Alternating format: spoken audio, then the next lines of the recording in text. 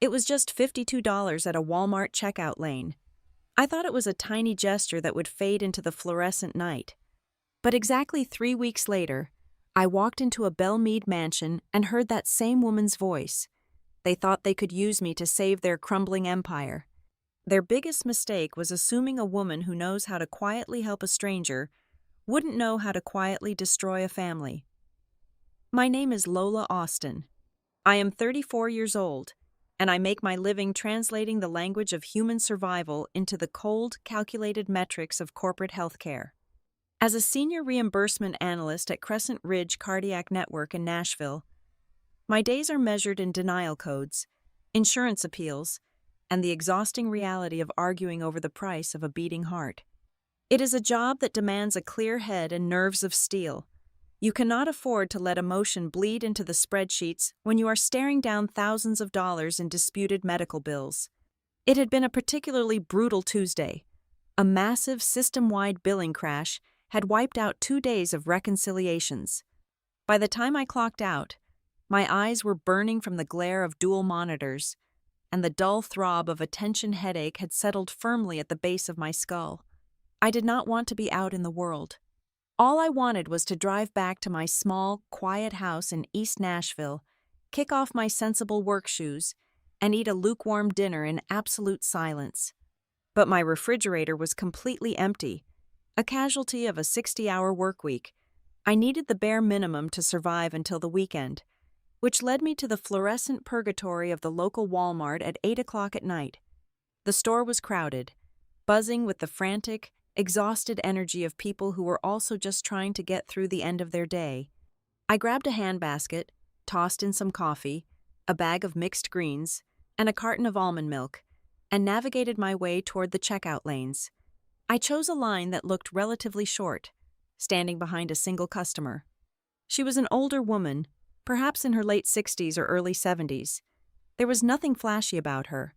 She was dressed meticulously but unpretentiously in a tailored beige trench coat, a simple silk scarf neatly tied at her neck, and practical leather loafers. She did not look like someone who belonged under the harsh, buzzing lights of a discount superstore at this hour. Her posture was perfectly straight, her hands resting quietly on the handle of her cart. On the moving belt, her items were arranged with almost mathematical precision. It was the inventory of a solitary, frugal life: a dozen eggs, a half-gallon of milk, a loaf of whole wheat bread, 2 cans of low-sodium chicken soup, a box of Earl Grey tea, and a single roll of paper towels. The cashier, a young kid who looked like he would rather be anywhere else, scanned the items with mechanical indifference. "Your total is $52.08, the cashier mumbled, barely looking up. The woman nodded graciously and slid a dark plastic card into the chip reader. The machine beeped, a sharp, angry sound that cut through the low hum of the store. "Declined," the cashier said, his voice flat. "Want me to try it again?" "Please," the woman replied softly. Her voice was steady, cultured, and carried no trace of panic. The cashier hit a button on his screen. The woman removed the card and inserted it a second time. We all waited. 10 seconds passed, feeling like a lifetime under the harsh glare of the ceiling lights. Beep. "Still declined, ma'am," the cashier sighed, shifting his weight from one foot to the other. "You got another card?" "Cash?" The woman did not sigh. She did not rummage frantically through her handbag or offer a breathless, embarrassed excuse about the bank making a mistake. She simply reached forward with quiet, heartbreaking dignity and picked up the carton of milk. "I understand," she said, her tone perfectly even. "I will just put these back. Thank you for your time." It was not the sight of poverty that gripped my chest in that moment. It was the physical shrinking of a proud person in a public space. I knew that exact posture. I had seen it 100 times growing up. I had watched my own mother, Denise, perform that same quiet retreat at grocery store counters, folding herself inward to minimize the shame of not having enough. My mother used to shield my eyes from the cashier's impatience, pretending that leaving the groceries behind was a choice rather than a defeat. Money, or the lack of it, has a way of turning everyday life into a theater of humiliation. I stepped forward before my brain could overthink the logistics. "Put it on here," I said to the cashier, tapping my debit card against the contactless reader. The machine chimed a cheerful, approving tone. The receipt printer whirred to life. The older woman stopped, the carton of milk still clutched in her hands. She turned to look at me, and for the first time, I saw her eyes. They were a piercing, intelligent shade of blue, framed by soft lines of age. She did not look embarrassed or overly emotional. She looked composed and intensely observant. "You do not have to do that," she said quietly. "It is already done," I replied, forcing a brief, tired smile. "It has been a long day for everyone. Please, just take the groceries and have a good night." I did not introduce myself. I did not ask for her name or offer a saccharine speech about paying it forward. I desperately wanted to avoid turning a simple act of decency into a public spectacle. In my experience, charity is easiest to swallow when it comes with no strings and no audience. The woman looked at me for a long moment. It was not a glance of simple gratitude. It felt heavier than that. It felt diagnostic. She was taking my measure, cataloging the dark circles under my eyes, my wrinkled blazer, and the stubborn set of my jaw. "Thank you," she said softly. She placed the milk back into her bag, picked up her groceries, and walked away. She moved with an unhurried, elegant glide that seemed entirely out of place in the chaotic retail environment. I watched her disappear through the sliding glass doors, struck by the unsettling feeling that she had not just thanked me. She had memorized me.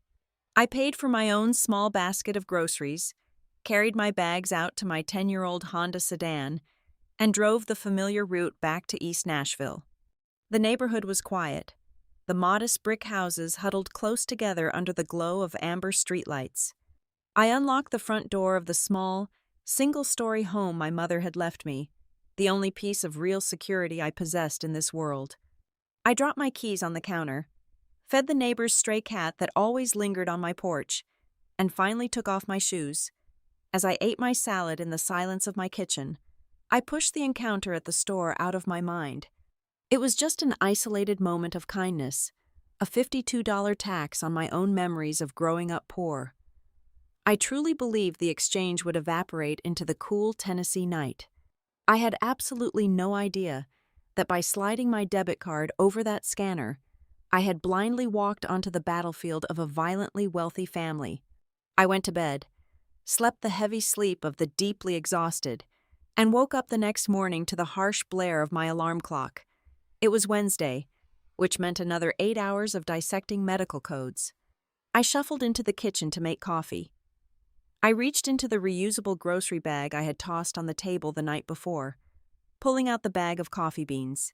As I did, a small, crisp piece of paper fluttered out from the bottom of the bag and drifted onto the hardwood floor. I frowned. I always declined printed receipts. I bent down and picked it up. It was not a Walmart receipt. It was a thick, textured piece of ivory cardstock, slightly crumpled at the edges. There were no items listed, no totals, no barcodes. There was only a faded, elegant logo stamped at the top, and a name printed in a classic serif font, Vanderbilt and Hayes Fine Jewelers. Below the name was an address located in the heart of Belle Meade, the wealthiest, most exclusive zip code in the entire state. I stared at the slip of paper, the quiet hum of my refrigerator suddenly sounding very loud. I had bagged my own groceries last night. That piece of paper had not been in my bag when I walked into the store. There was only one point of contact, only one brief moment when my bag had been resting on the carousel next to someone else's. It was a tiny, seemingly insignificant piece of debris. But as I held it in the morning light, a strange, cold prickle of curiosity washed over me. The woman with the declined card, buying canned soup and discount bread, had somehow left behind a receipt from a place where a single diamond cost more than my entire house. I had been dating Rhett Vale for roughly 4 months by the time the weather turned unseasonably warm. Rhett was a senior executive at Vale Meridian Development, a sprawling real estate empire that possessed half the commercial skyline in the state of Tennessee.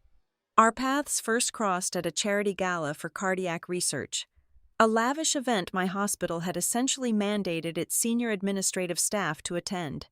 I vividly remember standing near a ridiculous, towering floral arrangement, sipping sparkling water and mentally calculating how many uninsured bypass surgeries could be funded by the sheer cost of the imported orchids filling the room. That was when Rhett approached me. He did not open the conversation by listing his corporate assets, dropping names, or casually mentioning his family wealth. Instead, he asked me a highly specific question about the hospital's billing infrastructure, a dry topic he had overheard me discussing with a colleague moments prior. More surprisingly, he actually listened to my answer. He held steady eye contact. He asked intelligent follow-up questions. In a ballroom suffocated by men who spoke only to hear their own importance echo off the marble walls, Rhett's quiet, focused attention felt like a sudden rush of clean air. Our relationship progressed rapidly, yet it never felt rushed or overwhelming. There were beautifully understated dinners at tucked-away restaurants, where the heavy menus did not bother to list prices, and long Sunday drives through the rolling green hills far outside the city limits. Rhett seemed utterly captivated by my boundaries.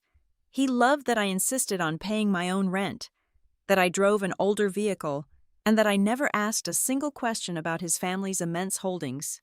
He would often reach across the table during dinner, cover my hand with his immaculate fingers, and tell me how much he adored that I was not blinded by the lights. At the time, I absorbed the phrase as a profound, intimate compliment. I believed he was validating my grounded nature and my fierce independence. I was entirely unaware that in the calculated language of the ultra-wealthy, praising someone for not looking at the lights is just a strategic way of making sure they do not notice the shadows moving behind the curtain. My reality was constructed from entirely different materials than his. My father passed away when I was very young, leaving my mother, Denise Austin, to raise me on the meager wages of a public school cafeteria worker. She managed our survival with a fierce, calculating grace. Every spare dollar was hoarded, every expense interrogated with military precision. Before she passed away, her decades of relentless, punishing frugality culminated in a single, monumental purchase: a small, solid brick building in a rapidly gentrifying pocket of East Nashville.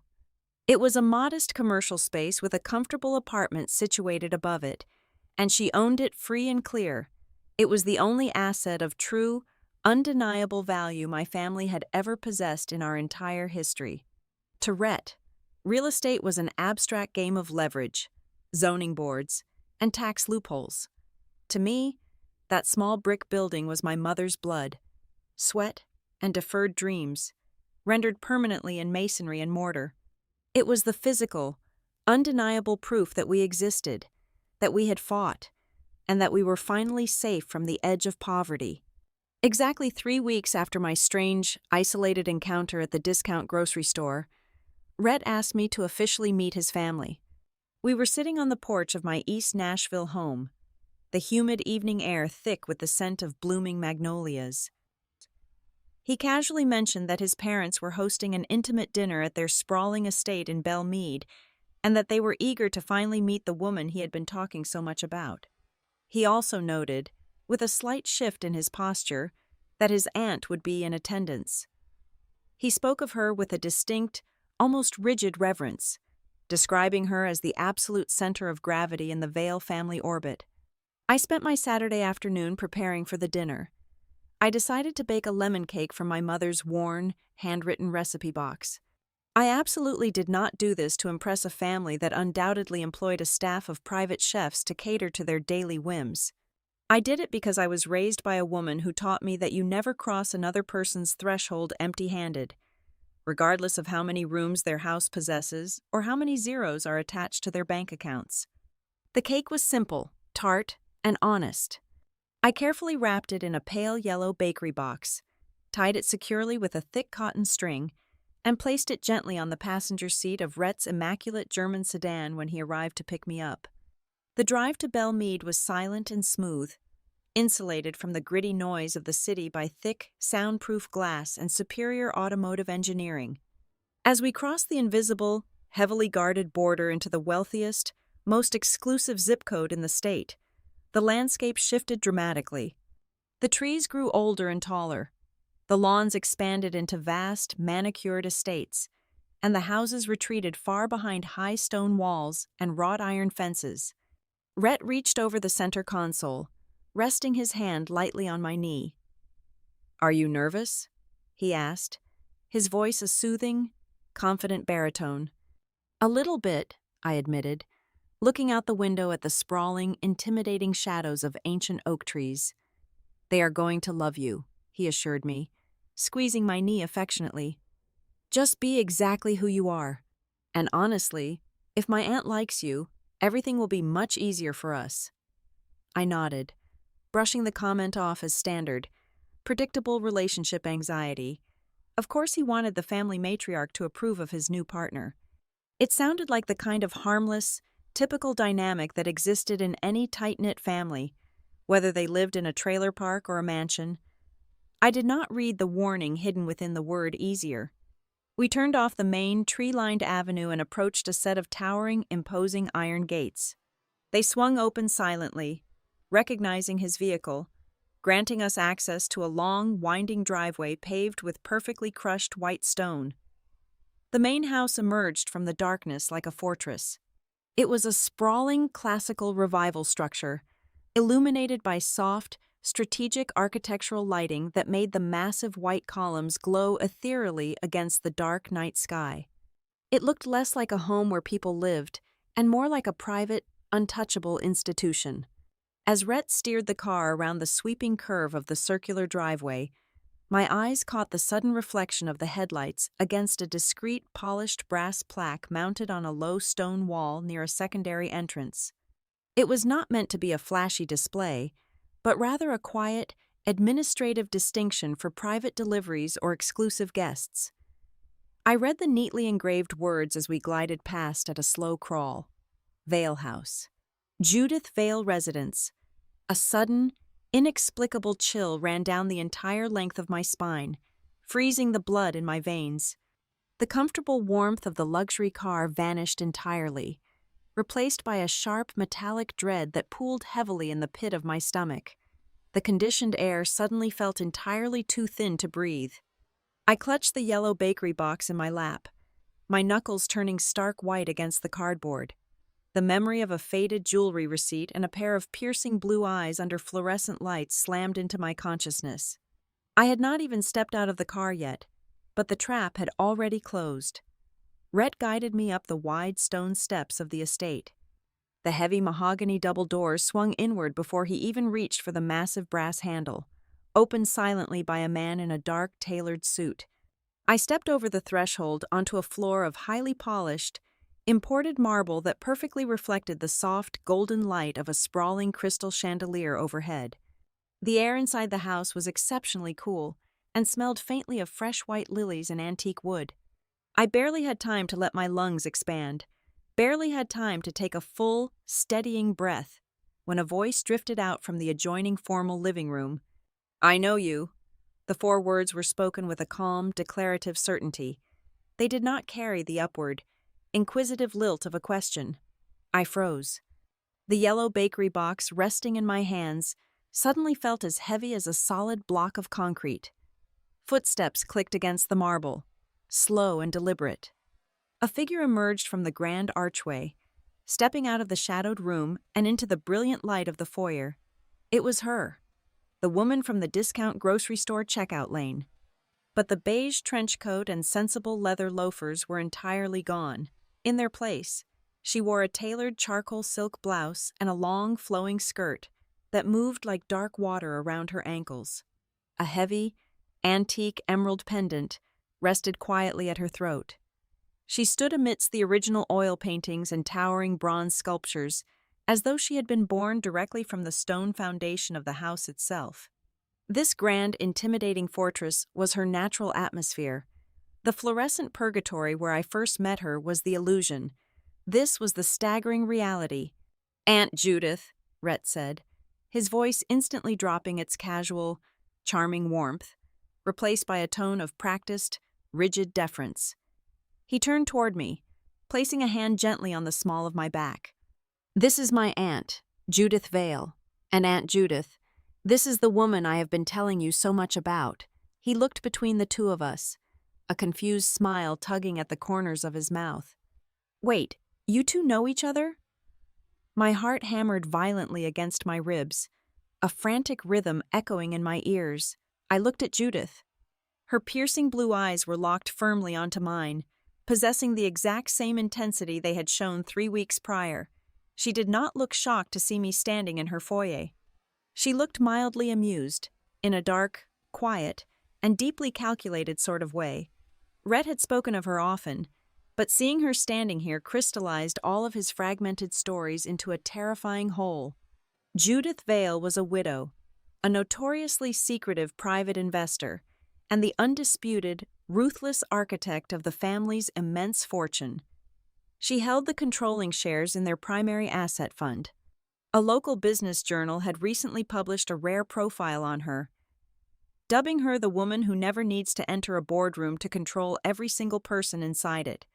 My mind spun dangerously, struggling to reconcile the vast, impossible distance between the woman who could not afford a $52 grocery bill and the billionaire standing just an arm's length away from me. It was not the staggering amount of money surrounding me that made my throat tighten. It was the terrifying, looming question of why. Why would a woman of her unimaginable means be standing in that checkout line with a declined card, buying cheap canned soup? Before my panicked brain could formulate a rational answer, Judith stepped forward. "We have not officially met," Judith said smoothly, her voice betraying absolutely nothing to her nephew. "But Nashville is a small town when you pay attention to the right people. You brought something." She extended her hand gracefully toward the yellow box. "It is a lemon cake," I managed to say, my voice sounding far too thin and fragile in the cavernous room. "My mother's recipe. How incredibly thoughtful," she replied. She took the box from my hands. Her cool fingers briefly brushed against mine, and for a split second, the polite, aristocratic veneer cracked just enough for me to see the raw, calculating intelligence burning underneath. She did not mention the grocery store.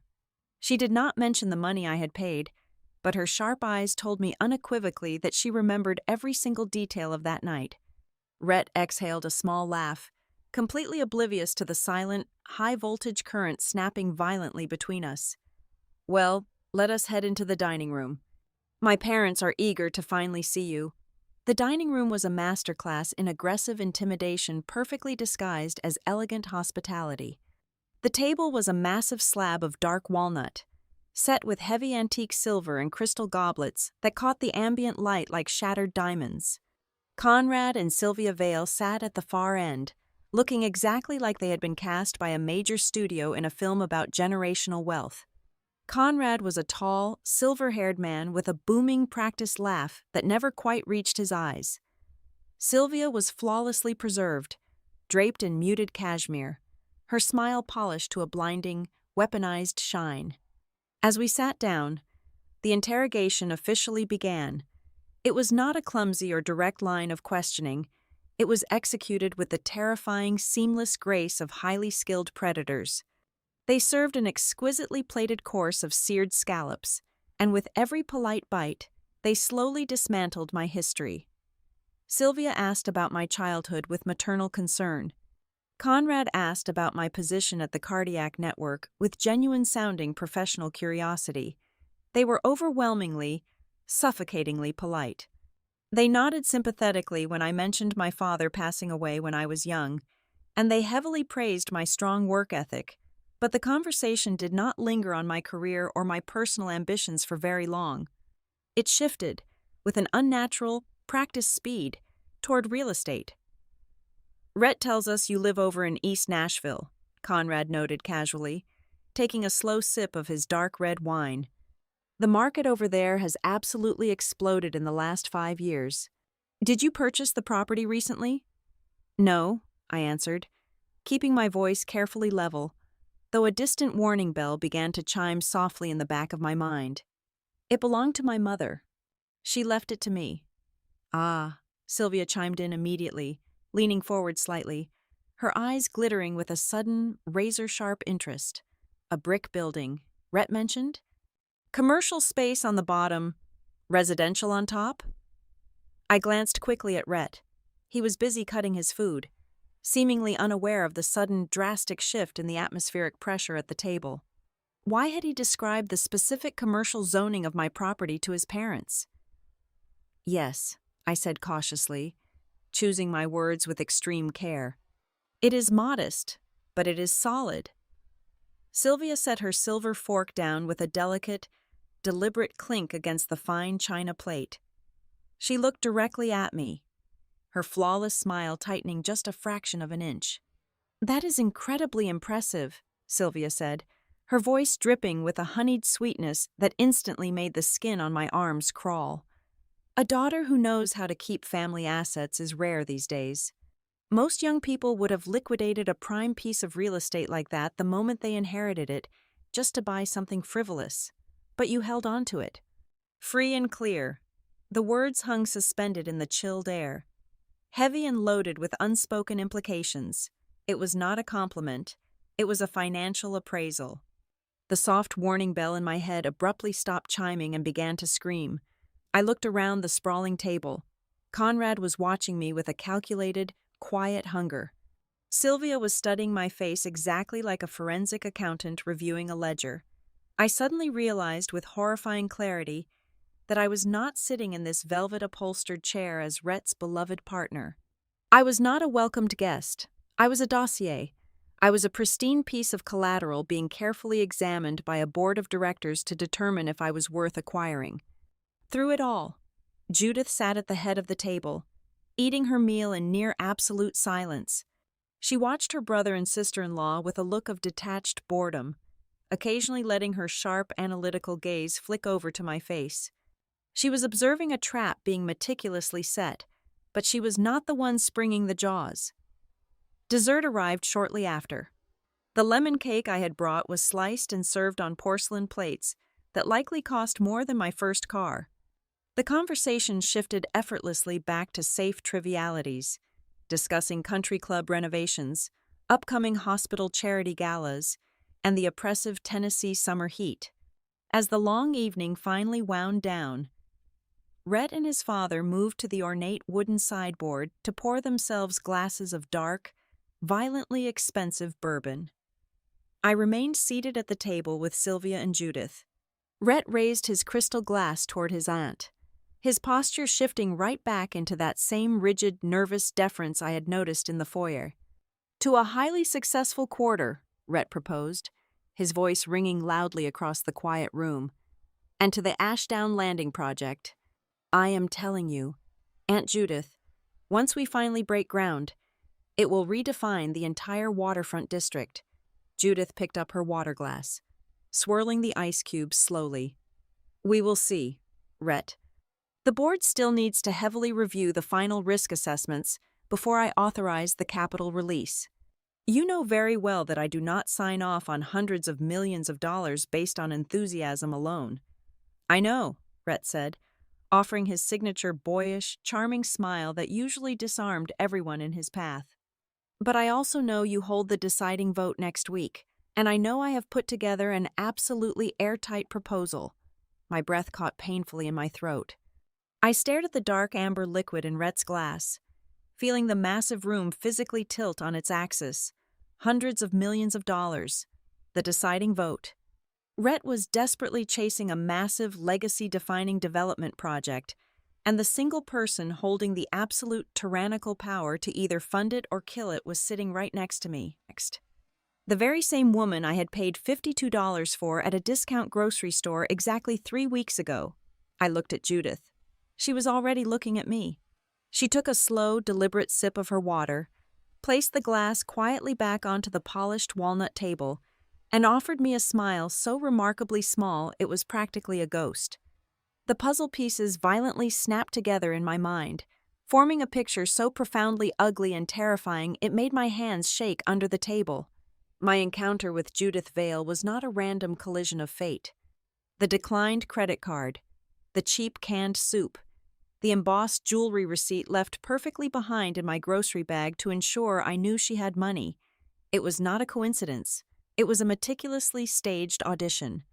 The heavy oak doors of the dining room closed behind us, muting the clink of expensive crystal and the low murmur of his parents' calculated conversation. Rhett placed a warm, guiding hand on the small of my back and led me through the towering French doors into the sprawling rear gardens of the Vale estate. The night air was thick with the heavy scent of night-blooming jasmine and damp, manicured earth. Wrought iron lanterns cast soft, amber pools of light across the perfectly symmetrical stone pathways. It was a setting engineered for romance, a heavily funded imitation of a fairy tale designed to overwhelm the senses. "I am so glad you finally met them," Rhett murmured, his voice dropping to a smooth, intimate register. He pulled me close as we stopped near a massive tiered stone fountain. The water trickled with a rhythmic, hypnotic sound. "They absolutely adored you. I knew they would." He looked down at me, his handsome face partially shadowed by the dim lighting. He began to paint a picture of our shared future, his words flowing with a practiced, flawless ease. He spoke of an official engagement by early autumn, right when the leaves in the Tennessee Valley turned a brilliant gold. He talked about purchasing a sprawling house in a gated neighborhood just a few miles from his parents, a place with enough rooms for a growing family and a vast lawn for entertaining. Every sentence was perfectly timed, every sentiment flawlessly delivered. It was a beautiful, seamless monologue. But after the chilling of forensic interrogation I had just endured at the dinner table, his perfectly constructed future felt less like a romantic promise and more like a carefully drafted corporate acquisition strategy. The air in the sprawling garden suddenly felt terribly thin, suffocating in its perfection. The very next morning, the grand illusion of romance evaporated entirely, replaced by the cold, efficient machinery of wealth management. I was sitting at my small kitchen table in East Nashville, sipping black coffee before heading to the hospital, when a private courier knocked sharply on my front door. He handed me a thick, heavy envelope embossed with the crest of a prominent local law firm. Almost simultaneously, my phone buzzed with an incoming email from Sylvia Vale's executive assistant. The tone of the email was aggressively cheerful. It explained that Sylvia was absolutely thrilled about Rhett and my serious steps toward a permanent future together. Enclosed was a standard premarital financial consulting package. The assistant assured me it was merely a smart, routine procedure to ensure both parties were protected, a completely normal formality for a family managing complex corporate structures. I tore open the heavy paper envelope. I spend 40 hours a week dissecting convoluted medical billing codes, aggressive insurance loopholes, and predatory hospital pricing. I am not intimidated by dense legal jargon. I bypassed the standard non-disclosure agreements and the baseline prenuptial clauses detailing spousal support waivers. My eyes scanned the thick paragraphs until they snagged on a separate, securely attached proposal buried near the back. It was a drafted operating agreement for the creation of a new limited liability company, officially named River Thread Holdings. The document outlined a mutual contribution of initial assets to fund this new corporate entity. Rhett was listed as contributing a block of unvested stock options from Vale Meridian Development. My required contribution was listed not by a simple street address, but by a highly specific string of county assessor data. Parcel 42, Block 7, lot dimension codes indicating a mixed-use commercial and residential footprint in Davidson County. I felt a cold drop of sweat slide slowly down my spine. They had not even used the street name to mask what they were actively trying to do. It was the exact, undeniable legal description of my mother's brick building in East Nashville. I met Rhett for lunch at his private country club later that afternoon. The sprawling dining room was filled with the muted hum of wealthy patrons and the sharp clatter of heavy silver against fine porcelain. Rhett looked entirely relaxed, deeply in his element, wearing a tailored navy blazer and a perfectly crisp collar. When our salads arrived, I pulled the proposal out of my leather bag and placed it squarely on the crisp white tablecloth directly between us. River Thread Holdings, I said, keeping my voice entirely devoid of emotion, locking my eyes onto his.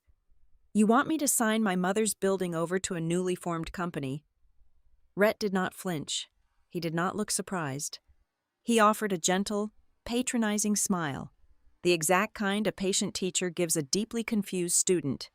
He leaned forward, adopting his best, most persuasive executive posture. It is just a highly efficient tax strategy, Lola, he explained smoothly, reaching across the table to cover my hand with his.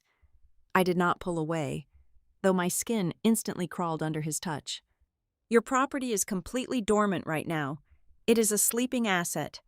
By rolling it into a joint LLC, we can leverage Vale Meridian's massive development resources to aggressively upgrade the commercial space below. I just want to help it generate real, substantial profit for our future. It protects you from personal liability while maximizing the yield. His explanation was a stunning masterpiece of corporate doublespeak. He made the attempted legal absorption of my only family inheritance sound like an act of profound, generous love. If this is genuinely about our long-term future, I asked, keeping my gaze ruthlessly locked on his face, why does the paperwork require an immediate signature? We are not even officially engaged yet. Why is there a massive rush to transfer the deed this week? The manufactured warmth vanished from Rhett's eyes so fast, it was physically jarring. His jaw tightened imperceptibly. He slowly withdrew his hand from mine, sitting back against the leather upholstery of his chair. He immediately deployed the most dangerous, manipulative weapon available in any relationship. I thought we were building a partnership, Rhett said, his voice dropping into a tone of deep, wounded disappointment. I am actively trying to bring you into my life, to protect your hard-earned assets with the best legal minds in the entire state, and you are sitting here treating me like a hostile contractor. Do you really have this little trust in me? He effortlessly twisted my entirely reasonable hesitation into a glaring, fatal character flaw. He was actively trying to make me feel overwhelmingly guilty for reading the fine print of my own financial execution, before I could formulate a measured, devastating response. A shadow fell across the pristine white tablecloth. I looked up. Judith Vale was standing there. She had apparently been having afternoon tea in the adjacent, sunlit solarium. She wore a sharp, structured ivory blazer, her posture impossibly rigid and commanding. She did not look at Rhett. Her piercing blue eyes dropped directly to the thick stack of legal documents resting ominously next to my crystal water glass. The detached, mildly amused expression she had worn at the dinner table the night before was completely gone. As she stared at the bold title page of the River Thread Holdings proposal, her face hardened into something sharp, cold, and intensely vigilant.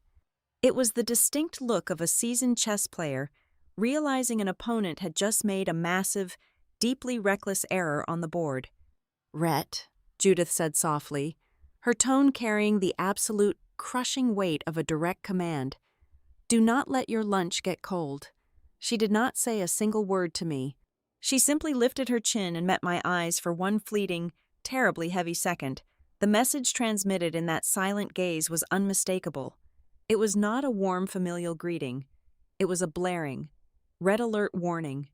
She turned gracefully and walked away, her low heels clicking sharply against the polished hardwood floor.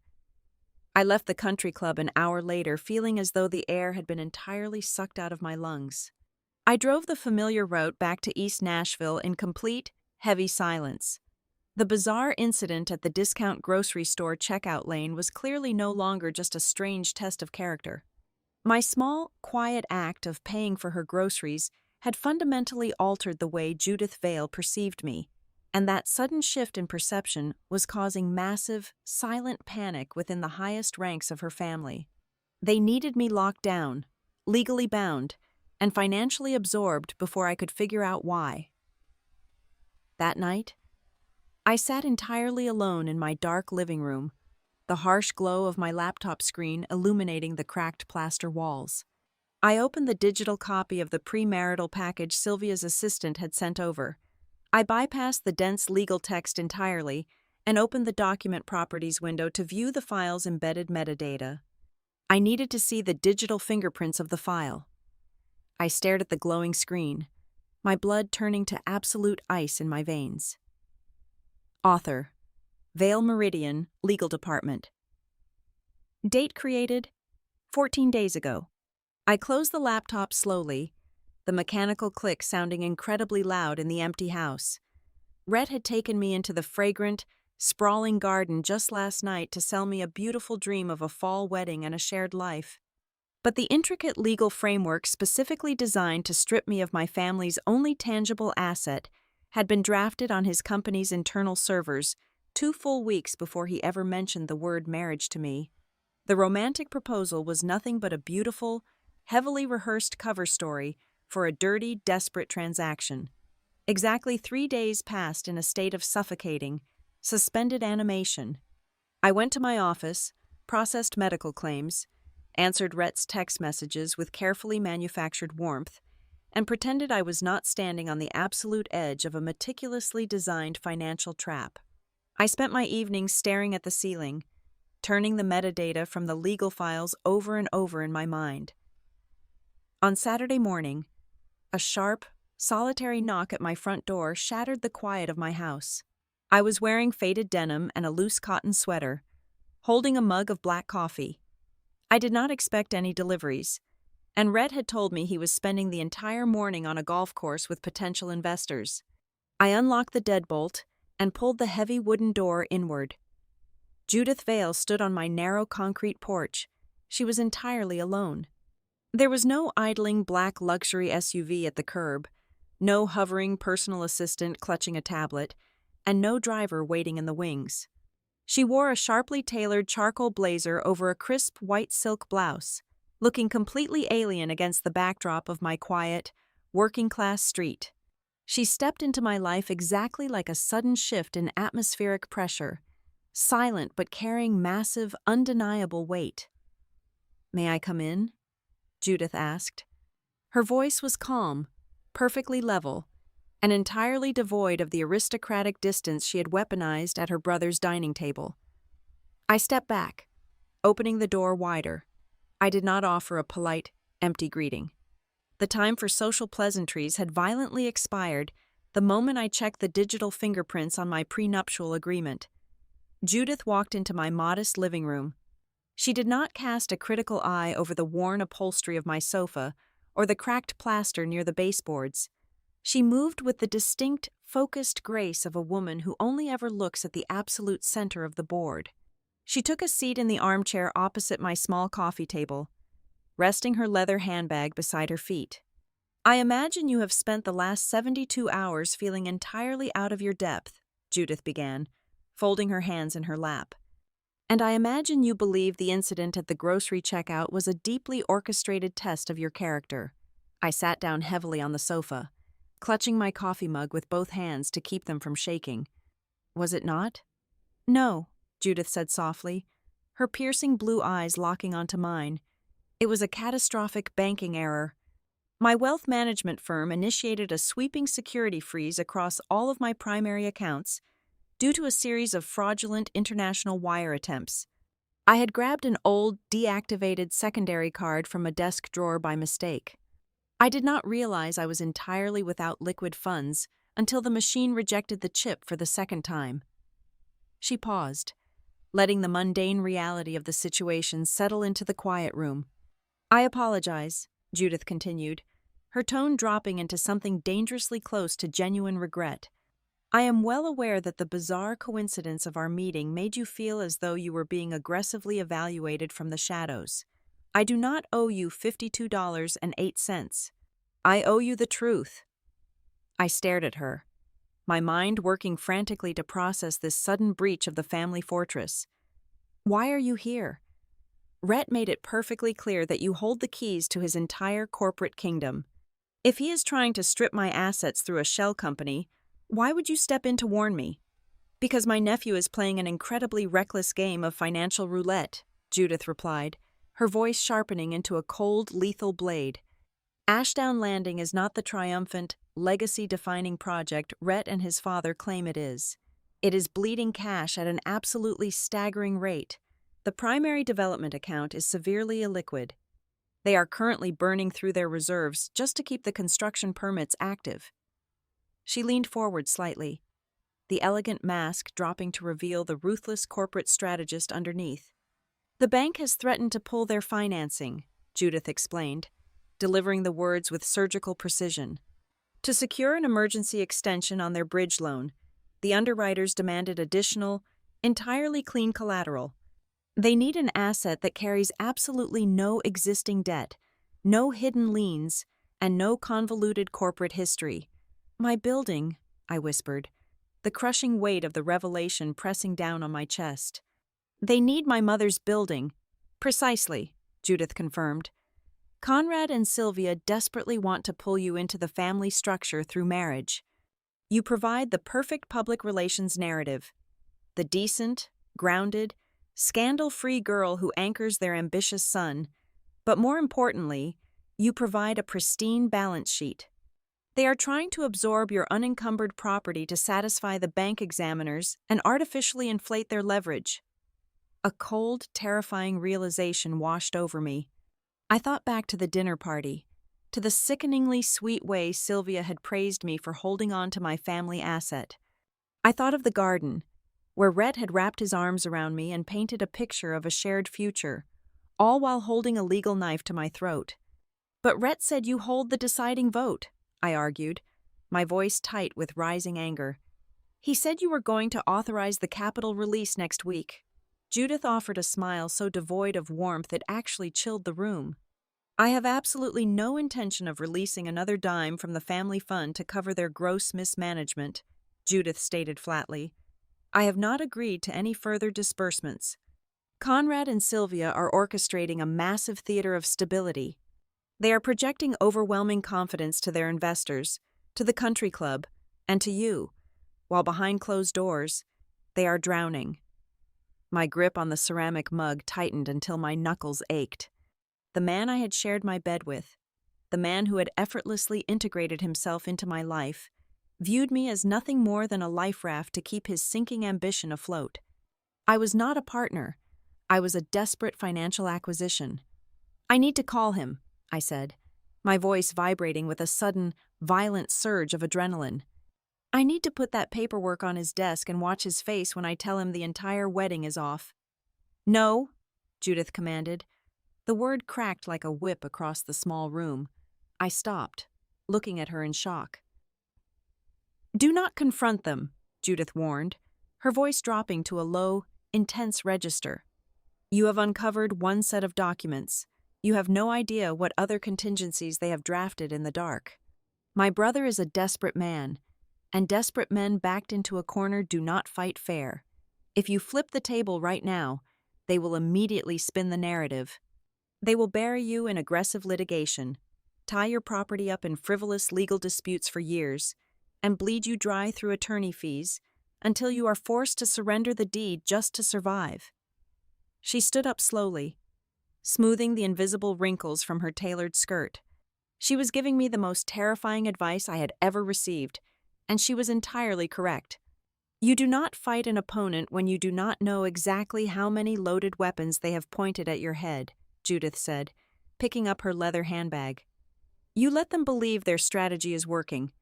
You let them build their glass house entirely around you, and then, when they are perfectly comfortable, you shatter the foundation. I remained seated, staring up at the woman who commanded a billion-dollar empire. She was not a fairy godmother, and she was not my friend.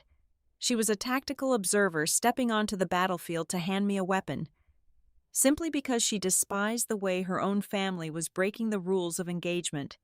Judith walked toward the front door, her low heels clicking softly against the hardwood floor. She stopped with her hand resting on the brass knob. She turned her head, her piercing eyes sweeping over the cracked plaster walls, the modest furniture, and finally settling on my face. Your mother did not just leave you a small brick building, Judith said softly, the weight of her words hanging heavily in the quiet air. She left you the single most powerful tool in any negotiation. She left you something my family is currently desperate, bleeding, and begging for. Judith opened the door, the bright morning sunlight instantly flooding the shadowed entryway. "She left you leverage," Judith finished. The heavy wooden door clicked shut behind her, leaving me entirely alone in the silence of my home. I looked down at the cold cup of coffee in my hands. I was no longer a heartbroken woman grieving the end of a relationship. I was a structural integrity analyst, and I was about to carefully, methodically, and ruthlessly map out the exact stress points of the Vale family empire. I did not cry when Judith Vale walked out of my front door. Crying is a luxury reserved for people who have a safety net to fall back into when their world collapses. When you grow up the way I did, panic is a useless emotion. Instead, I walked into my kitchen, poured the cold coffee down the sink, and picked up my phone. I dialed the only person I trusted to navigate the labyrinth of commercial property records without asking a single unnecessary question. Maren Pike and I grew up on the exact same street. She was a senior title researcher for a massive commercial mortgage firm downtown, a woman who viewed the entire world exclusively through the lens of deeds, liens, and zoning variances. We met at a crowded diner on the edge of the city during her lunch break. I slid the printed proposal for River Thread Holdings across the laminated table, along with a scrap of paper bearing the name of Rhett's massive development project, Ashdown Landing. I asked her to run every single shadow search she had access to, utilizing every database her corporate clearance allowed. Maren is brilliant precisely because she is ruthlessly efficient. 2 days later, she called me from a secure conference room at her office and told me to open my personal email. The file she sent me was thick with county records and corporate registrations. Maren had systematically traced the legal plumbing of River Thread Holdings. Rhett had looked me directly in the eyes over a pristine white tablecloth and sold me a story about a tax strategy designed for our newly shared future. But the documents Maren uncovered proved the company was not a post-wedding financial plan at all. The articles of incorporation had been quietly filed with the state 8 months prior. It was an entirely empty corporate shell, a legal cage constructed long before I ever came into the picture, just sitting dormant and waiting. The only sections left blank were the exact property description and the required signature of the contributing member. My stomach twisted into a tight, hard knot, but I forced myself to keep digging. I went back to the digital prenuptial package Sylvia's assistant had originally emailed me. Executive assistants at that high of a level manage dozens of crises a day. They are moving incredibly fast, and occasionally, they get sloppy. I opened the raw digital file and began expanding the collapsed email threads buried deep beneath the primary message. I scrolled past the polite introductions, past the standard legal boilerplate, digging all the way down to the original, internal communication chain. There it was, sitting at the very bottom like a venomous snake in the grass. It was a brief, urgent message sent directly from Sylvia's executive assistant to Vale Meridian's internal legal counsel. It read, "If Austin signs, bridge extension closes by Friday. Not Lola, not Rhett's fiancé, just Austin." I was not a person to them. I was a distressed asset class, a final administrative hurdle standing between them and their desperately needed capital. The financial manipulation was sickening, but the true devastating blow arrived later that same evening. Rhett came over to my house, bringing an expensive bottle of red wine and playing the role of the exhausted but endlessly devoted partner. While he stepped into my bathroom to take a quick shower, his phone vibrated loudly against the marble kitchen counter. I knew his passcode. He had given it to me months ago to change the music while we were driving up to the mountains. I picked up the heavy device and swiped my thumb across the glass. The notification was a text message from Celeste Brody, the high-powered, fiercely aggressive public relations director for the Ashdown Landing project. I opened the thread. They were not discussing press releases or community outreach strategies. Celeste had asked for a concrete update on the collateral acquisition, pressing him on whether the East Nashville property was fully secured for the bank's underwriting committee. Rhett had replied just 20 minutes before arriving at my house. His message read, "Stop panicking. She is completely soft. I am handling the timeline. She is the clean deed they cannot refuse. I stood completely still in my kitchen, the bright screen illuminating the dark space around me. The words burned themselves directly into my retinas. The clean deed they cannot refuse. That was the exact moment the final, pathetic shred of my romantic hope completely died. I suddenly understood everything. I was not a woman he loved for her sincerity, her independence, or her grounded nature. In the eyes of the most ruthless, toxic part of Rhett Vale, I was merely a financial solution wearing a skirt. My entire relationship was a highly orchestrated corporate merger, and my heart was just collateral damage. The next morning, the scope of their criminality deepened even further. Marin flagged a highly suspicious document filed in the county's preliminary assessment portal. Someone at Vale Meridian had quietly ordered a commercial appraisal on my mother's building. In my daily job at the hospital, I spend hours hunting down mismatched medical billing codes and aggressively inflated insurance claims. I know exactly what deliberate fraud looks like on paper. When I opened the attached appraisal report, I felt a sharp, cold jolt of absolute disgust. The document aggressively, almost comically, inflated the market value of my modest brick building. To justify this astronomical number to the bank examiners, the appraiser had attached tight, heavily cropped photographs of the newly renovated multi-million-dollar luxury loft complex located on the adjacent block, deliberately passing them off as my property. It was a brazen, undeniable misrepresentation.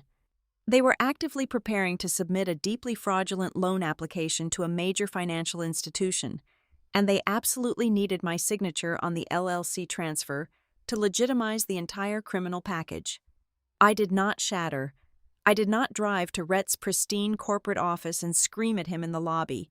I did not shed a single tear. I did something far more dangerous. I became utterly silent. I became organized. I stopped thinking like a betrayed, heartbroken girlfriend and immediately started thinking like a survivor navigating a hostile takeover. I took a half-day off from the hospital and drove to an unassuming, poorly lit office park in the deep suburbs. I met with a highly discreet, notoriously aggressive real estate attorney Marin had heavily recommended, a man who had absolutely no social or professional ties to the Vale family empire. I paid his substantial retainer entirely in cash. Under his direct guidance, we spent the afternoon building an impenetrable, absolute legal fortress around my mother's deed. We drafted and filed a highly specific, restrictive addendum with the county clerk's office. The new legal mandate required that any transfer, lien, or encumbrance placed upon my property necessitated my physical, verified presence. Furthermore, it required 2 independent forms of identification and a separate, notarized affidavit signed directly in front of a sitting county judge. Rhett could not simply slip a property transfer document into a towering stack of wedding catering contracts and ask me to sign quickly while I was distracted. He could not forge my name. The building was officially locked down, secure within a legal vault that his corporate lawyers could not quietly pick open. I drove back to East Nashville that evening as the humid summer sun set over the city skyline. I gripped the steering wheel of my old Honda, my hands perfectly steady, my breathing slow and controlled. A massive psychological shift had occurred within me over the last 48 hours. For the first time since this nightmare began, I was no longer asking myself the agonizing question of whether Rhett actually loved me. That question was irrelevant now. As I parked my car in front of the brick building my mother had bled for, my mind pivoted to the only question that truly mattered. Once Rhett realizes I have locked down the deed, once he understands that the clean asset is entirely out of his reach and his multi-million-dollar project is going to collapse, exactly how far is he willing to go to destroy me? I spent the next 4 days performing the most exhausting and demanding role of my entire life. I continued to attend the mandatory social dinners, the charity cocktail hours, and the private gallery openings with Rhett, my hand resting lightly on his forearm, a serene and compliant smile firmly fixed on my face. I did not flinch when he introduced me to his colleagues. I did not pull away when he kissed my temple for the cameras. To the outside observer, and more importantly, to Rhett himself, The brief hesitation I had shown at the country club had completely evaporated. I let him believe that his heavy emotional manipulation had worked perfectly, that the sheer gravity of his affection had crushed my working-class paranoia. He believed I was softening. He had no idea I was simply letting him walk further out onto the freezing ice. On a bright Sunday morning, I agreed to attend a private family brunch hosted at the Vale estate. Sylvia had called me the previous afternoon, her voice bubbling with manufactured excitement, suggesting a small, intimate gathering to discuss the preliminary details of a fall wedding. I arrived wearing a soft floral dress that made me look incredibly approachable and harmless. I also brought the thick stack of financial documents, tucked discreetly inside my oversized leather tote bag. My aggressive real estate attorney had spent hours color-coding the hidden traps within the paperwork. I brought the file not because I intended to sign it, but because I needed to see exactly how they planned to slide the poisoned chalice across the table. And more importantly, I needed to see which member of the family was desperate enough to push the hardest. The brunch was staged on the sun-drenched southern terrace, overlooking the sprawling, manicured lawns. Crystal pitchers of freshly squeezed orange juice and expensive champagne sweated perfectly in the humid heat. Sylvia immediately orchestrated a strategic seating arrangement, effectively trapping me between herself and a massive arrangement of white hydrangeas, creating an isolated bubble for what she warmly dubbed a simple women-only conversation. Before Sylvia could launch into her rehearsed dialogue, the heavy glass doors opened, and Judith stepped out onto the terrace. She wore a severe, dark navy suit, completely rejecting the relaxed, sunlit atmosphere. She did not greet me warmly. She offered a stiff, barely perceptible nod in my direction and took a seat at the far end of the table, projecting an aura of absolute, freezing disdain. I watched Sylvia and Conrad exchange a quick, triumphant glance. They fundamentally misread the temperature of the room. They believed Judith's calculated coldness meant she had firmly realigned herself with the family's aggressive strategy, that she was silently punishing me for daring to question their legal drafts. Their profound arrogance blinded them entirely. Judith's performance gave them a massive surge of premature confidence, making them dangerously loose with their words. Sylvia leaned in close, pouring me a glass of champagne. Her perfume was overpowering. She began with the soft, universally disarming topics: silk organza fabrics, exclusive caterers, and the logistics of managing a massive guest list. She spoke of marriage as a beautiful merging of two separate lives into a single, impenetrable fortress. Then, with the terrifying smoothness of a seasoned predator, she pivoted. "Rhett is just so incredibly stressed right now." Sylvia sighed, resting a perfectly manicured hand on my wrist. "He wants everything to be perfect for you, Lola. He wants the foundation of your marriage to be absolutely secure. That is exactly why he is so focused on consolidating everything under the new holding company. Once we push past this final extension on the development side, he will finally have the time to focus entirely on the wedding." My heart slammed against my ribs, but my face remained an absolute mask of polite sympathy. The final extension. The Vale family had spent months projecting a flawless image of infinite capital, pretending the Ashdown Landing project was an unstoppable juggernaut of success. Yet here was Sylvia, completely intoxicated by her own perceived dominance, casually dropping a phrase that confirmed every single terrible thing Judith had warned me about. She had just handed me a verbal confession worth more than any subpoenaed bank record, right on cue. Rhett walked out onto the terrace, pulling up a chair directly beside me. He wrapped his arm around my shoulders, pressing a warm kiss to my cheek. He smoothly picked up the thread his mother had dropped, escalating the psychological pressure. "My mother is right," Rhett murmured, his voice thick with sincerity. "If we are going to be a true family, Lola, we have to start thinking like one. Putting our assets into a reasonable, unified structure is not about control. It is about building a wall around our future so nothing can ever touch us."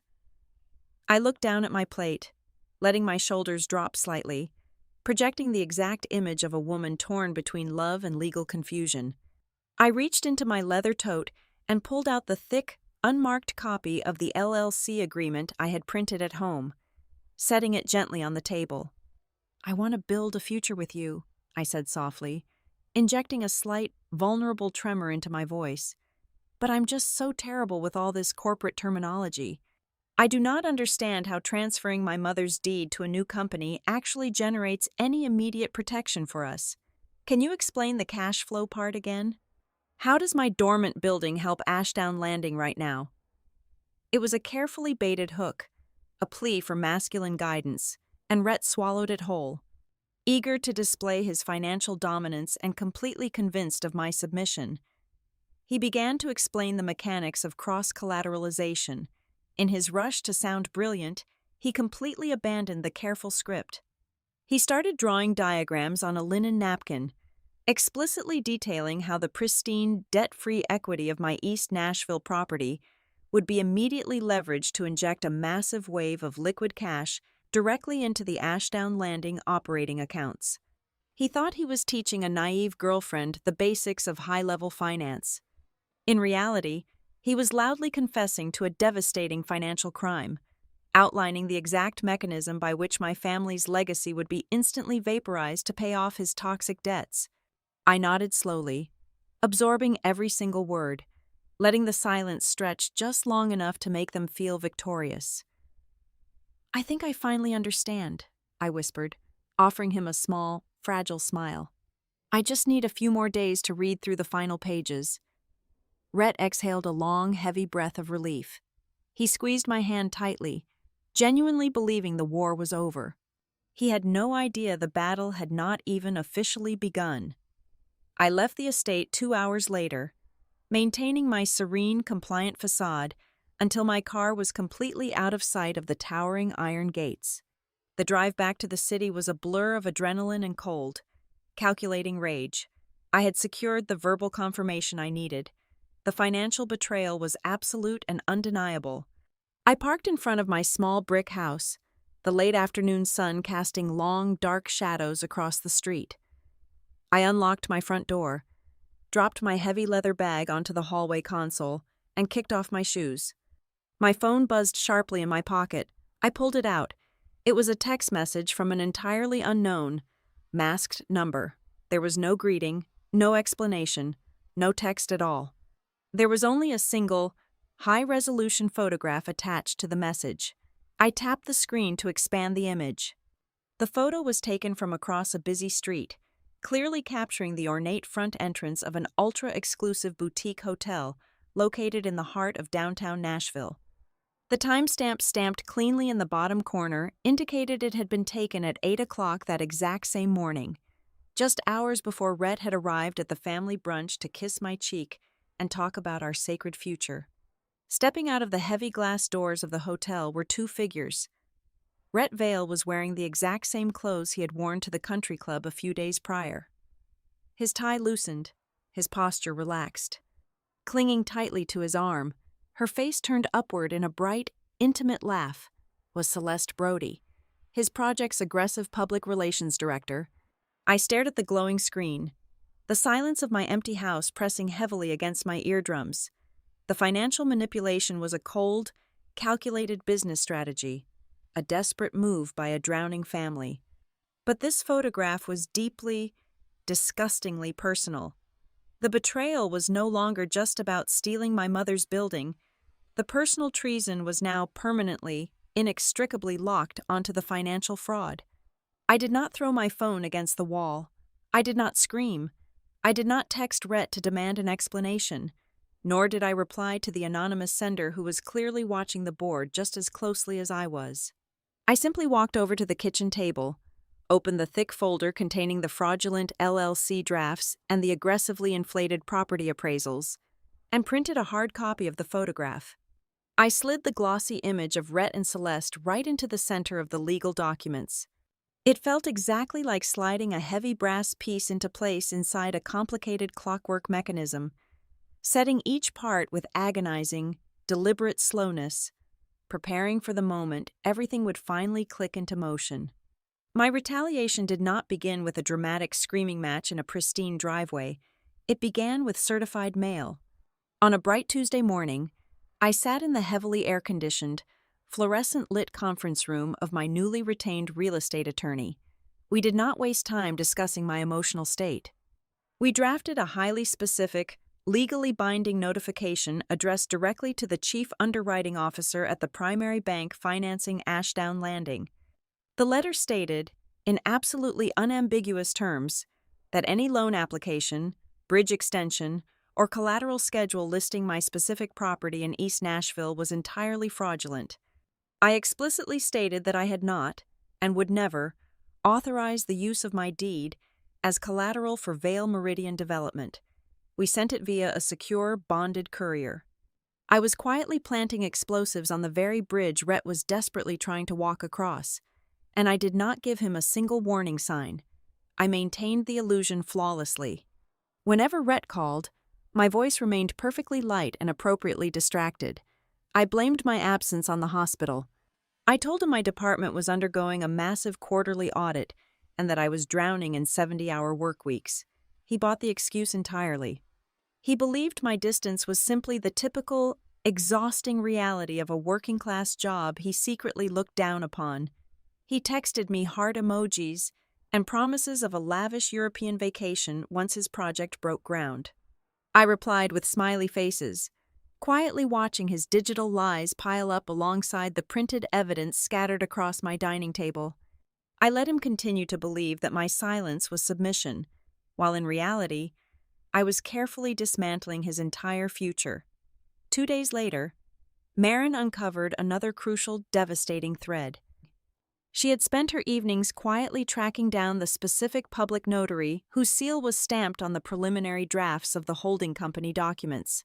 Marin arranged a brief, completely off-the-record conversation over coffee at a small diner outside the city limits.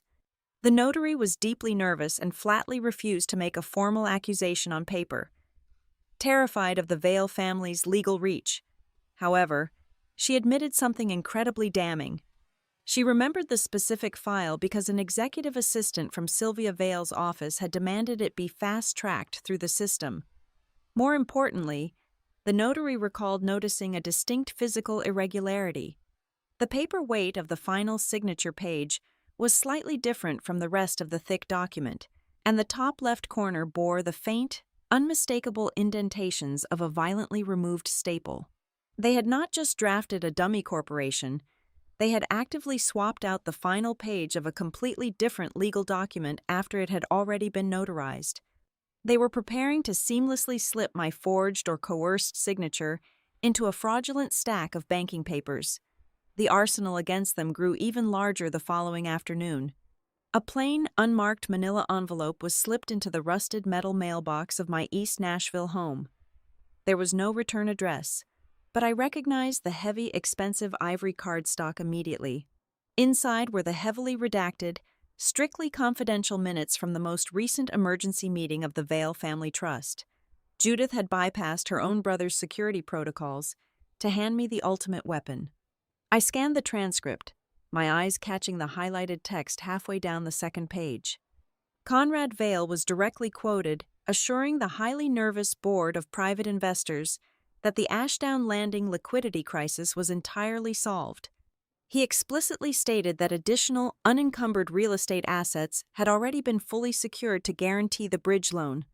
He was actively lying to his own financial backers, betting his entire corporate empire on the arrogant assumption that I would blindly sign away my mother's inheritance for a diamond ring. Rhett, completely oblivious to the trap closing around him, was planning his grand finale for the very end of the month. The Ashdown Landing groundbreaking gala was designed to be a massive, glittering spectacle overlooking the river. It was the night he intended to publicly announce our official engagement, presenting me to the local media and his anxious investors as the beautiful, stable, and completely subservient future of the Vail family. He asked me to buy a new dress. He told me it would be the most important night of our entire lives. I looked him directly in the eyes, smiled softly, and told him I would be there, standing right by his side. While Rhett prepared the physical stage, his mother was busy digging my social grave. Through the hospital's upper administrative circles and various charity boards, toxic whispers began to trickle back to me. Sylvia Vale was quietly, expertly seeding a contingency narrative throughout Nashville's high society. She would corner wealthy wives at luncheons, offering a sad, sympathetic sigh while mentioning that Rhett's new girlfriend was struggling significantly to adjust to the intense pressure of their sprawling family. She painted me as fragile, overwhelmed, and perhaps a bit mentally unstable. If I refused to sign the papers and the relationship imploded, Sylvia had already laid the groundwork to dismiss me as a hysterical, lower-class woman who simply cracked under the weight of their immense legacy. I did not fight back. I did not defend myself to my colleagues. And I did not send angry messages to the women spreading the rumors.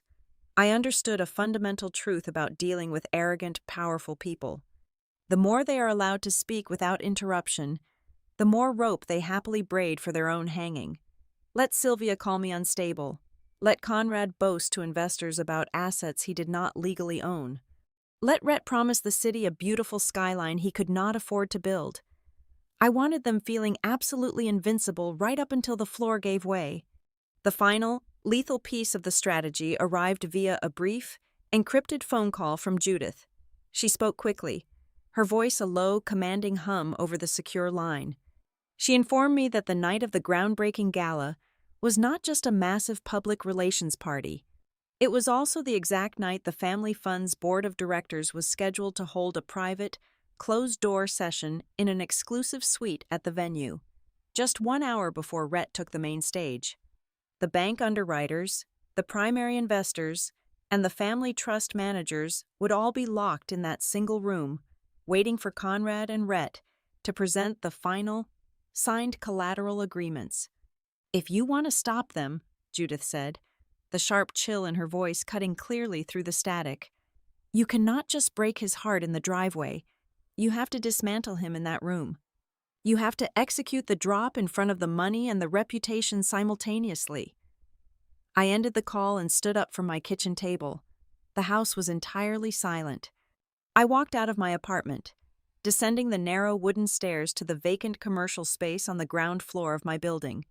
The air down there was thick with the smell of old dust, aged timber, and history.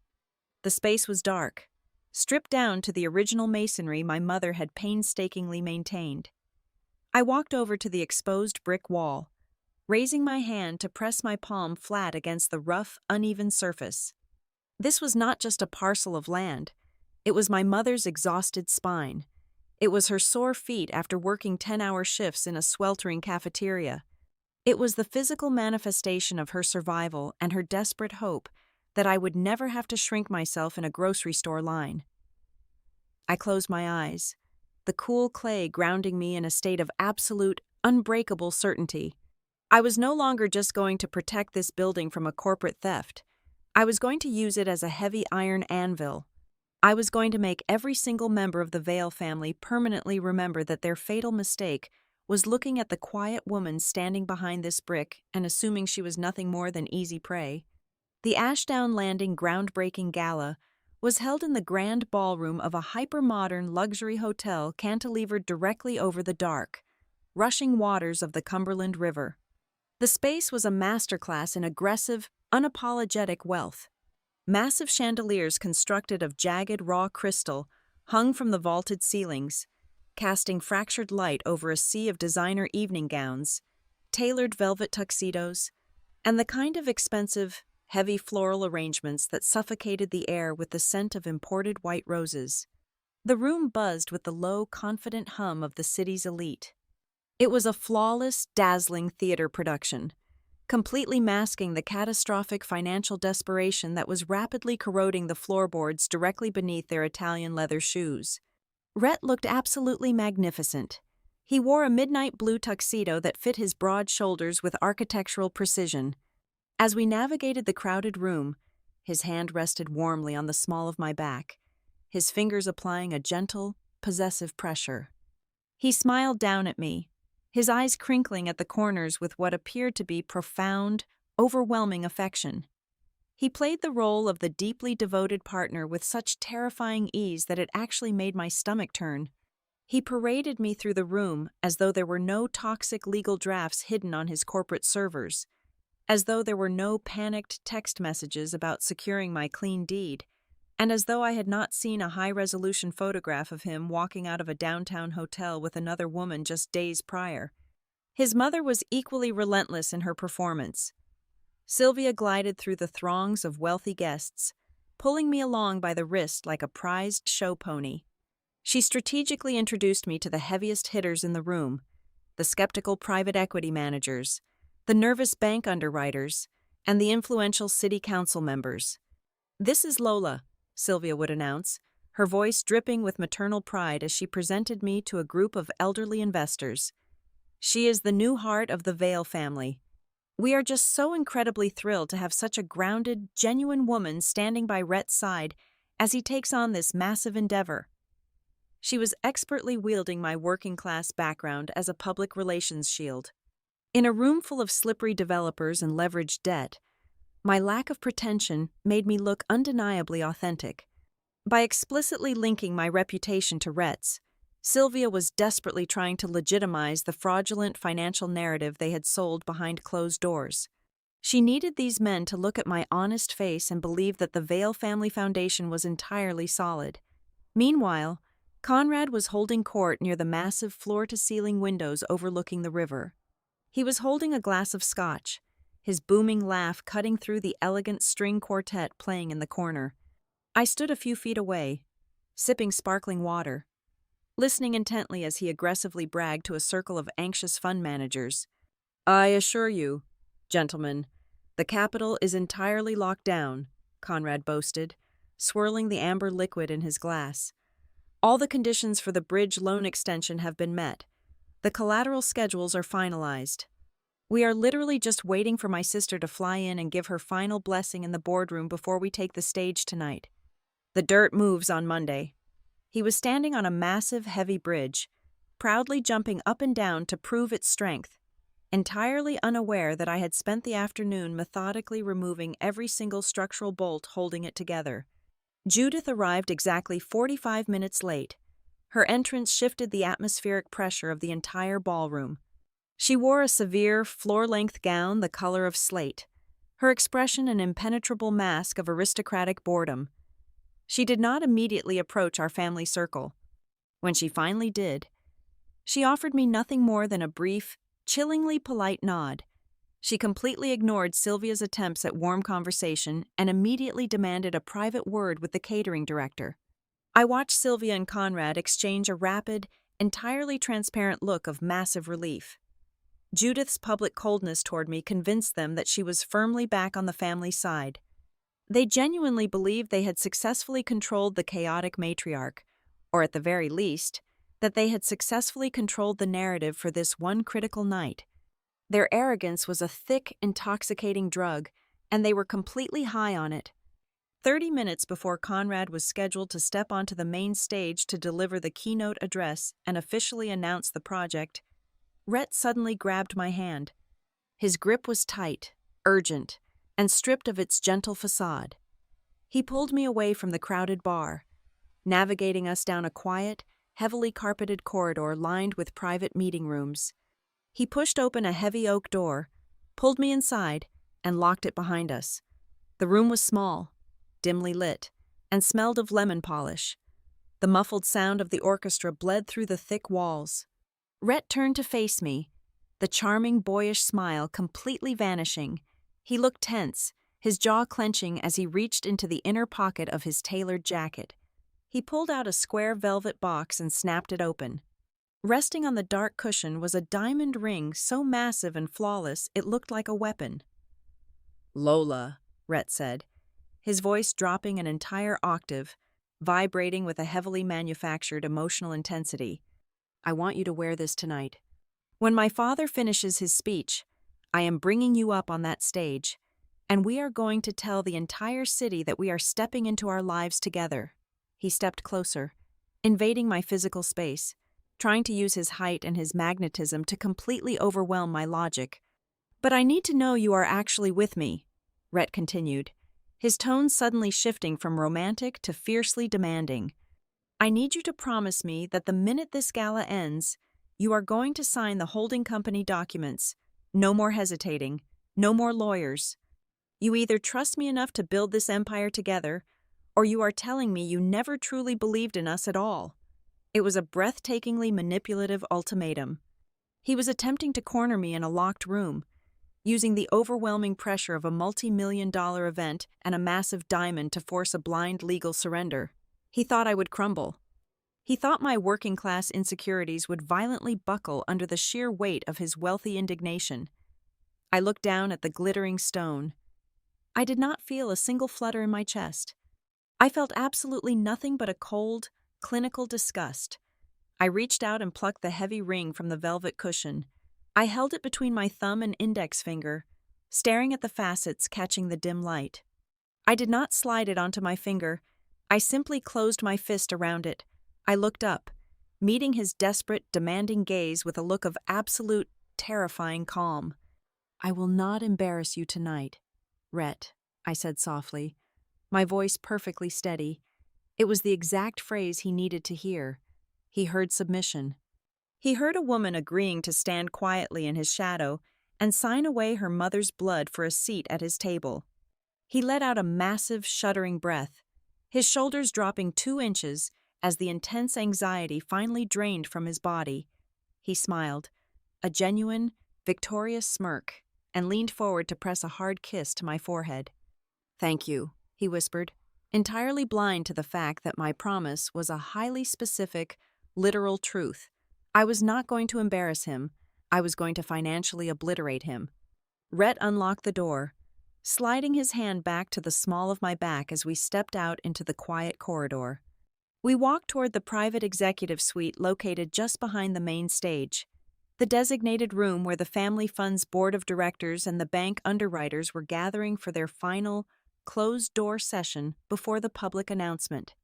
As we approached the heavy double doors of the boardroom, a woman stepped out of the shadows near the catering elevator. It was Celeste Brody. She wore a sleek scarlet dress and held a silver clipboard tightly against her chest. As her eyes landed on Rhett, the polished mask of the public relations director slipped for exactly 2 seconds. She offered him a look that was heavily loaded, intimately familiar, and entirely impatient. Rhett did not break his stride, but he subtly tightened his jaw and gave her a microscopic, reassuring nod. It was a fleeting, silent exchange, invisible to anyone who was not actively hunting for it. But to me, it was the final, undeniable confirmation. Every single suspicion, every piece of metadata, every anonymous photograph was completely, brutally real. We stopped just outside the boardroom doors. Conrad was standing in the hallway, adjusting his silk tie, his face flushed with the adrenaline of impending victory. The private room behind him was packed with the men who controlled the financial oxygen of the entire state. Sylvia was hovering nearby, practically vibrating with excitement. "It is time," Conrad announced, clapping his son heavily on the shoulder. "The board is seated. The bank representatives are ready for the final signatures. We do this, and then we walk out there and own the skyline." Conrad turned, reaching out to grasp the heavy brass handle of the boardroom door. Right at that exact, breathless second, a sharp, synchronized sound shattered the quiet tension of the hallway. Inside the room, heavily muffled by the thick wood, a phone began to vibrate wildly against a mahogany table. Then, a second phone buzzed sharply from the pocket of the bank underwriter standing near the glass partition. A fraction of a second later, the sharp chime of an urgent email notification erupted from the tablet held by the family fund's lead attorney. 3 separate devices, belonging to the 3 most powerful men required to authorize the capital release, going off at the exact same moment. Conrad froze, his hand hovering over the brass handle.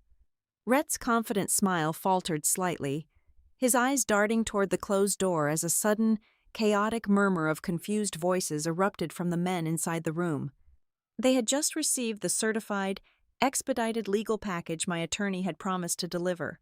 The bombs I had quietly planted underneath their glorious golden bridge had just detonated. The heavy double doors of the boardroom were abruptly pulled open from the inside before Conrad could even turn the brass handle. The lead underwriter for the primary bank stood in the doorway, his face entirely drained of color, his phone clutched tightly in his sweating hand.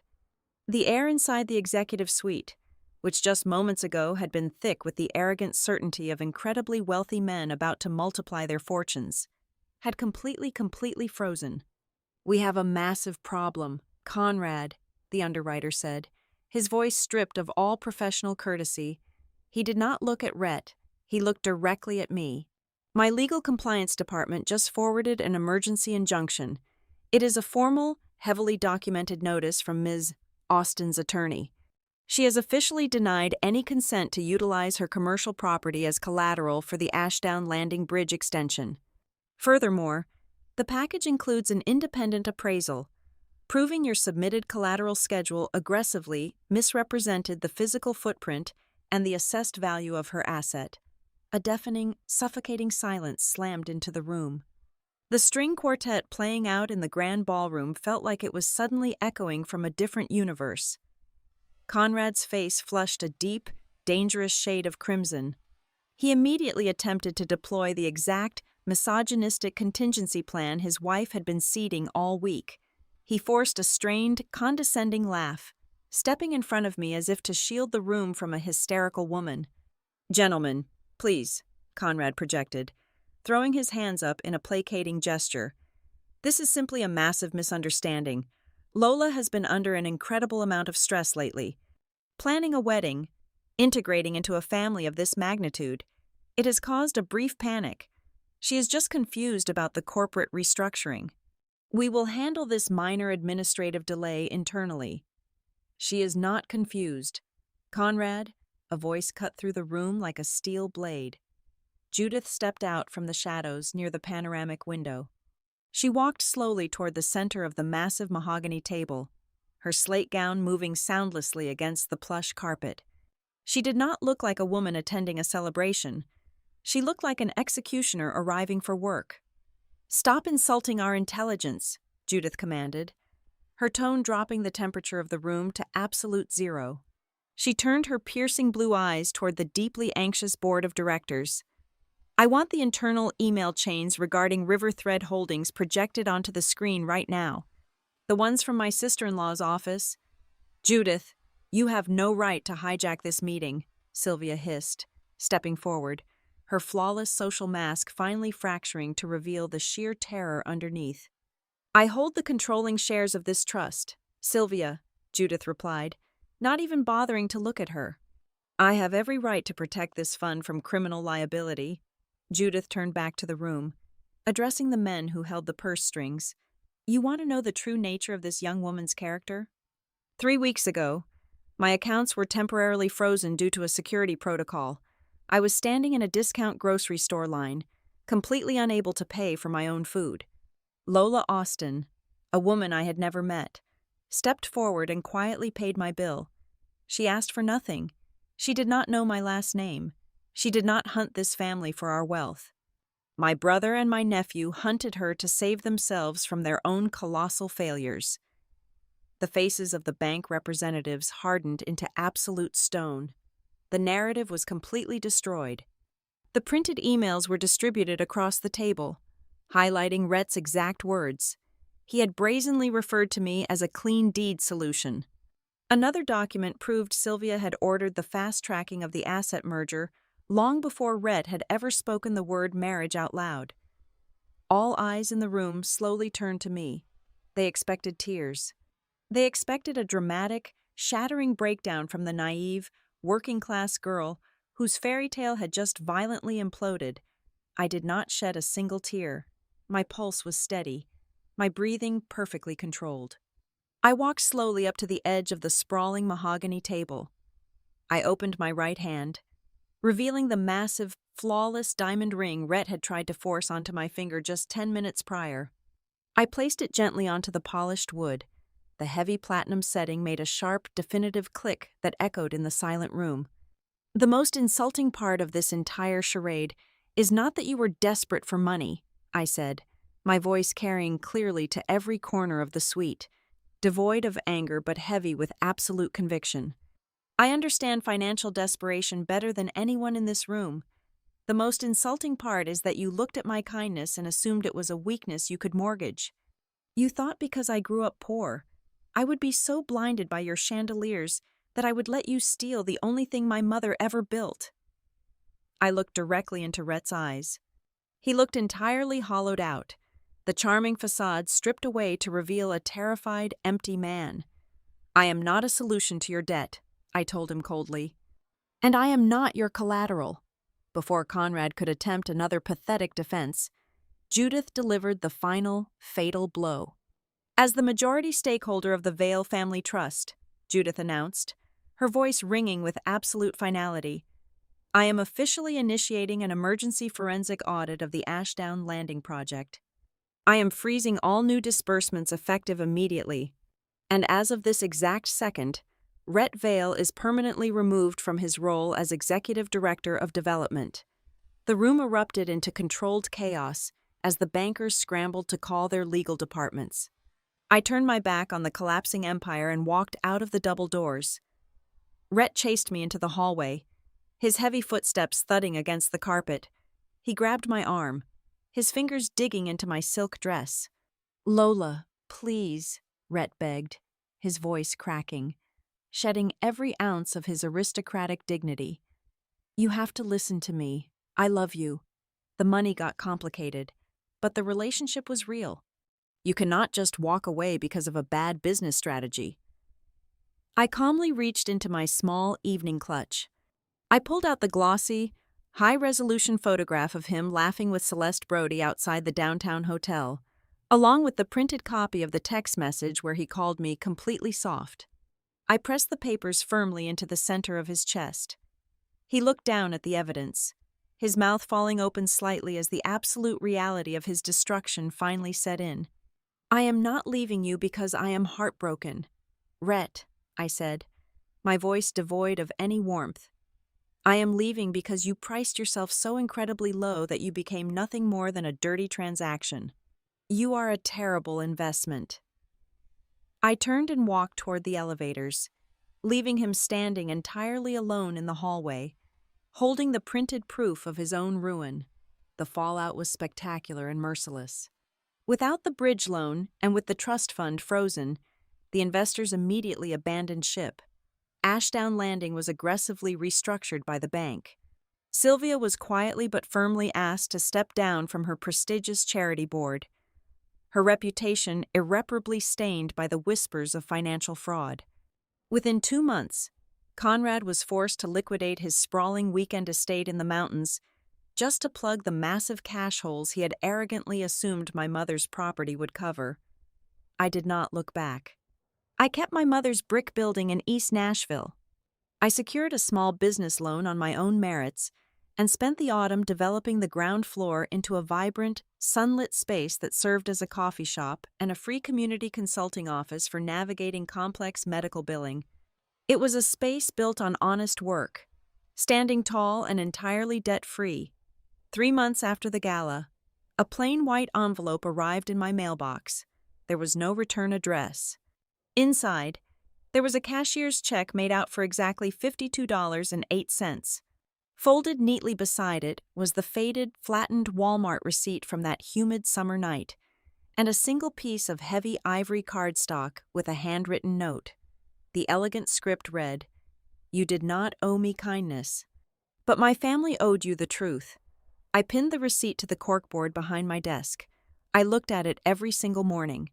It was the perfect reminder of the ultimate lesson of my survival. I finally understood that the most powerful thing I ever possessed was not the brick building, nor was it the wealthy man who tried to claim me, nor the golden ticket into the Vale family empire. My true power was my ability to look manipulation directly in the eye, to maintain my absolute dignity in the dark, and to orchestrate the complete collapse of those who thought I was easy prey, right on the very stage they had built to destroy me. Thank you so much for listening to this story. I would love to know where you are listening from. So please drop a comment below with your city or country so we can connect and share our thoughts on Lola's journey. If you enjoyed this, please subscribe to the Daisy Revenge Stories channel, like this video, and show your support by hitting the hype button so that the story in this video can be heard by even more people.